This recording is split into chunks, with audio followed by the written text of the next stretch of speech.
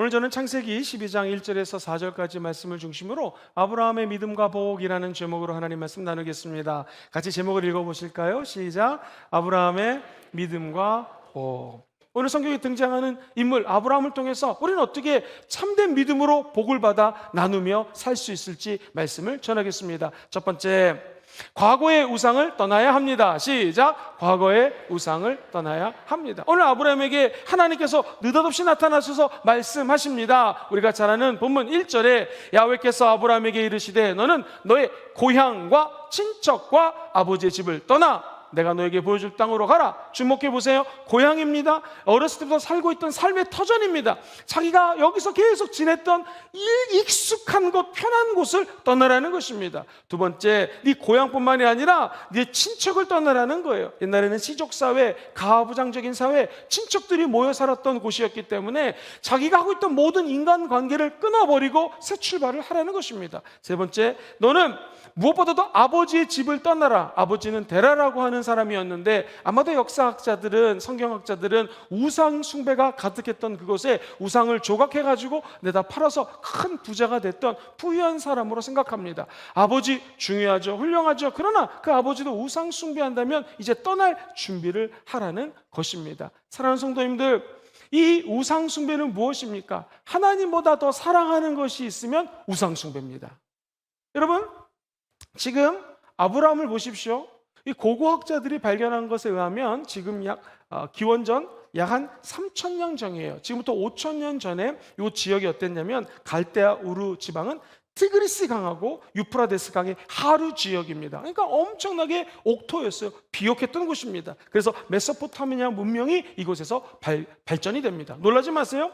그때 5,000년 전에 이미 세계 최초로 도시가 형성이 되어 있었고, 두 번째, 문자를 사용했습니다. 세 번째, 법전이 있었어요. 법전. 이렇게 하면 된다, 안 된다. 사람들을 심판할 때 법전이 있었고, 최초의 학교 교육이 있어서 교육의 도시였습니다. 그야말로 문명의 도시였습니다. 이곳을 떠나라는 거예요. 서울과 부산을 떠나 저 시골로 가라. 가고 싶은 사람이 얼마나 있겠습니까? 근데 아브라함은 떠났습니다. 왜 떠났을까요? 하나님의 음성을 듣고 우상으로부터 멀어지기에 떠났다는 것입니다. 이 아브라함의 모습을 히브리서 기자는 11장 8절에 이렇게 기록하죠. 믿음으로 아브라함은 부르심을 받았을 때 순종하여 장래의 유업으로 받을 땅에 나아갈새 갈 바를 알지 못하고 나아갔다. 쉬운 성경 같이 읽어보겠습니다. 시작. 믿음으로 아브라함은 하나님께서 그에게 약속하신 땅으로 가라는 하나님의 부르심에 순종했습니다.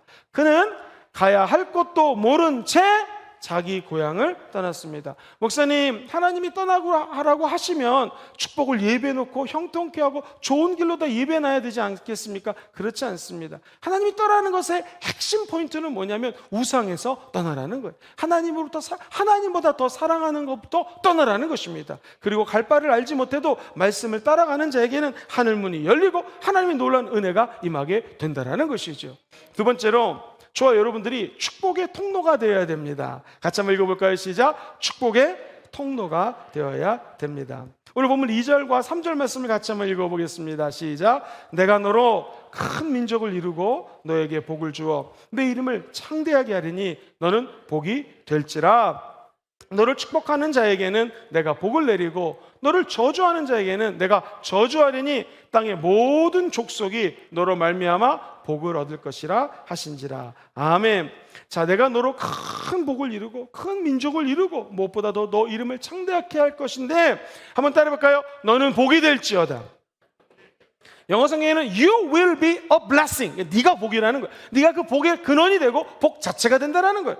우리말로 해석하면 네가 복덩어리라는 거예요. 복덩어리 굴러가는 곳에마다 복이 임하는 것처럼 예수 믿고 구원받아 하나님의 자녀가 된 저와 여러분들을 하나님은 복덩어리라고 부르는 거예요. 갈라디아서에 보면은 예수님이 십자가에서 저주를 받음으로 말미암아 그 예수 그리스도의 저주가 저와 여러분들에게 복으로 임하게 되었고 하나님의 자녀가 되었기 때문에 이제 우리에게 하나님의 빛이 임한다라는 거예요. 그래서 여러분, 우리 예수 믿는 사람들은요, 어둠에 들어가면은 예수님의 빛이 그곳에 임하게 되어 있습니다.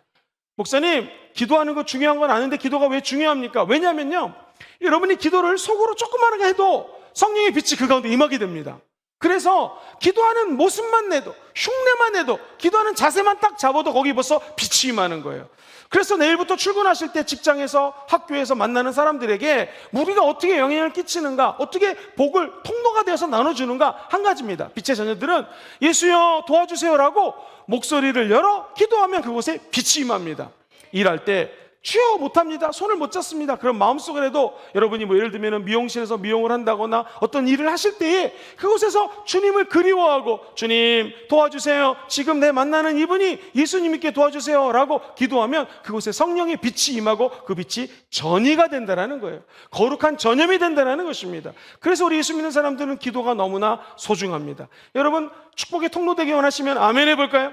기도하셔야 됩니다. 아침에 눈 뜨자마자 짧은 기도, 그리고 삶의 현장에서 누구를 만나든지 하나님 앞에 기도하면 하나님의 놀라운 영향력이 흩어지게 된다는 거 잊지 않게 되기를 주의 이름으로 축원드립니다.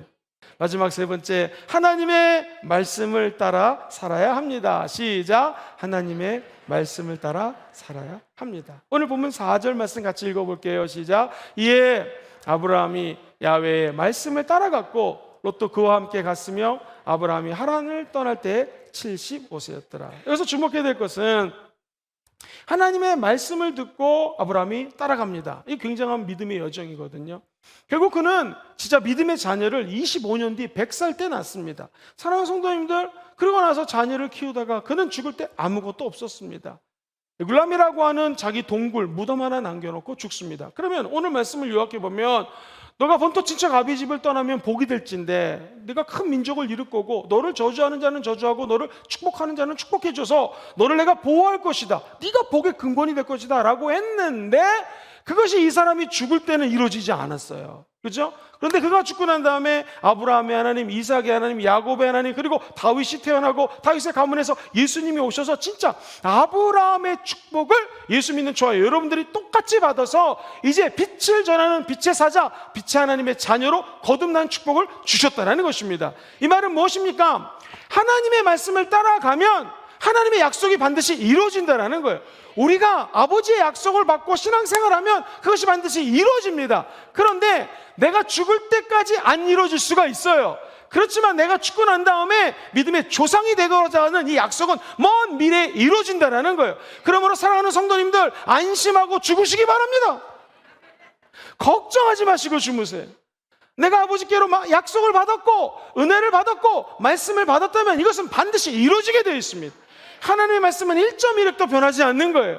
이 객관적인 말씀을 우리는 로고스라고 그럽니다. 이 로고스의 말씀을 기도하다가, 말씀을 묵상하다가, 또 예배를 드리다가 하나님 내 마음속에 심령 깊은 곳에 하나님의 말씀이 좌우의 날성검보다도 더 예리하게 찔러 죽일 때가 있습니다. 이것을 우리는 레마라고 그래요. 한번 따라해볼까요? 레마의 말씀. 이 레마의 말씀은 반드시 이루어지게 되어 있습니다.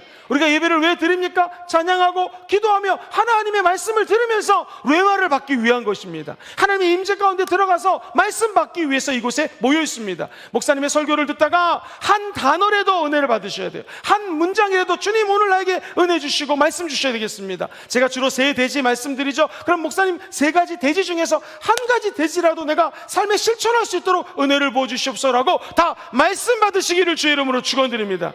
그러면 그 말씀 따라갈 때 길이 열리는 거예요. 사랑하는 성도님들, 결국에는 창세기 22장 17절에 이런 약속의 말씀이 나와요. 그의 자손이 하늘의 별과 같고 바다의 모래와 같이 번성하리라. 여러분, 이 말씀 그대로 저와 여러분들이 아브라함의 믿음의 자녀가 되었습니다. 이제 여러분 한 사람 한 사람들이 복덩어리예요. 가는 곳마다 예수의 빛을 전하는 하나님의 빛의 자녀입니다. 그리고 우리 때문에 수많은 영혼들이 은혜 받고 주님께로 돌아오게 될 것입니다. 그러면 목사님, 그 빛의 자녀들은 고난을 안 만나나요? 아니, 우리도 고난을 만납니다. 그러나 성경을 주목해 보십시오. 시편 119편 67절 말씀 같이 큰 소리로 읽어봅니다. 시작. 고난 당하기 전에는 내가 그릇 행하였더니 이제는 주의 말씀을 지킵니다. 고난이 저와 여러분들에게는 유익입니다. 왜? 하나님 말씀을 따라갈 수 있고 지킬 수 있는 은혜를 부어주기 때문에 그래요. 시편 119편 165절은 이렇게 얘기합니다. 시작. 주의 법을 사랑하는 자에게는 큰 평안이 있으니 그들에게는 장애물이 없으리로다. 주의 법, 하나님의 말씀을 사랑하면 아멘 해볼까요? 여러분들에게 큰 평안이 임할지어다. 장애물이 없어질지어다. 제 말이 아니라 하나님 말씀입니다. 하나님 말씀만 따라가면 순간순간 은혜도 받고 축복도 받습니다. 장애물도 없어집니다. 무엇보다 우리 마음속에 큰 평안이 임하게 될 것입니다. 좁은 천막 안에서 웅크리고 앉아서 살지 마시고 너는 일어나라! 저 밖에 있는 수많은 별들을 바라봐라. 아예 별을 세봐라. 저 별보다도 너희 자녀들이 많게 될 것이다. 죽기 전에 그게 이루어지지 않았습니다. 그러나 아브라함이 죽고 난 다음에 그는 믿음을 통하여 실현되는 것을 오늘 제 입술을 통하여 말씀을 전하고 있지 않습니까? 저 여러분들이 이 살아있는 믿음 갖게 되기를 다시 한번 주의 이름으로 축원드립니다. 먼 훗날 아브라함이 인생의 여정을 살면서 깨달은 게 하나 있네요. 그것은 결국 말씀에 순종하는 게 최고구나. 말씀 따라가는 게 최고구나. 느닷없이 아들을 제물로 드리라고 합니다. 믿음의 여정을 살았던 아브라함에게 있어서는 아들을 하나님이 제물로 드려서 죽인다면 다시 부활시킬 것이거나 또 다른 아들을 줄 거라는 믿음이 있었습니다. 그래서 아침 일찍 그 아들을 데리고 모리아산의 아들을 제물로 바치려고 떠납니다. 결국 그의 인생을 종합해보면 믿음 있었던 그가 넘어지기도 하고 실패도 했지만 결국 끝까지 믿음의 길을 걸어갔다는 것이죠. 그러자 하나님이 약속하셨던 복을 다 허락하여 주셨습니다. 여기 계신 모든 분들에도 이러한 축복이 넘치게 되기를 주의 이름으로 축원드립니다. 우리 다 같이 한번 세 가지 포인트를 큰 소리로 한번 외쳐보겠습니다. 나는 과거의 우상을 떠나겠습니다. 시작. 나는 과거의 우상을 떠나. 그럼 목사님 일주일 동안 내가 뭐 하면서 살아야 됩니까? 축복의 통로가 될 것입니다. 시작. 축복의 통로가 될 것입니다. 받은 축복 나만 갖고 누리지 마시고 나눠주시게 되기를 바랍니다. 마지막 세 번째, 나는 하나님의 말씀만 따라갈 것입니다. 시작. 나는 하나님의 말씀만 따라갈 것입니다. 이 은총이 함께 하시기를 주의 이름으로 축원드립니다.